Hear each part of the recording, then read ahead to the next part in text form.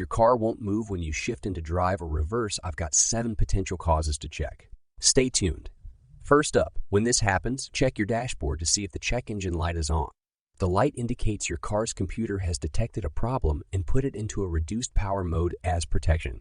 You'll need a diagnostic scan tool to read the codes and identify the root cause. Next, take a look at your transmission fluid.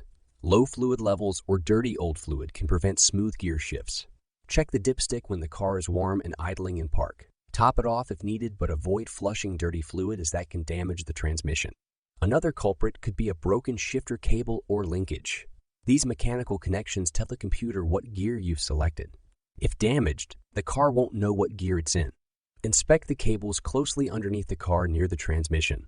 Sensors like the transmission range or neutral safety switch serve a similar purpose, telling the computer your gear position. If faulty, you may move the shifter, but the car acts like it's in a different gear. Error codes can confirm a bad sensor. The CV axles transfer power to the wheels.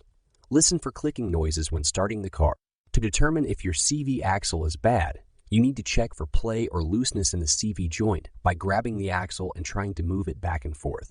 Inside the valve body, solenoids regulate transmission fluid pressure to control gear shifts. If stuck open or closed, smooth shifting suffers. You can test solenoids individually before replacing the valve body. Finally, worn-out clutch packs and bands can cause slippage and prevent gears from engaging fully. Unfortunately, fixing this requires transmission disassembly to access the internal parts. I hope this overview gives you a great starting point to diagnose why your automatic transmission car won't move into any gear.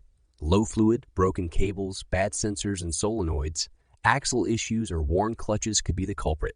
If you want a more detailed explanation on each of these causes, I've put a link to the full article in the video description below.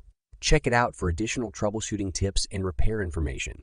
Let me know if you have any other questions. Thanks for watching the Auto Corner channel. Don't forget to like, comment, and subscribe.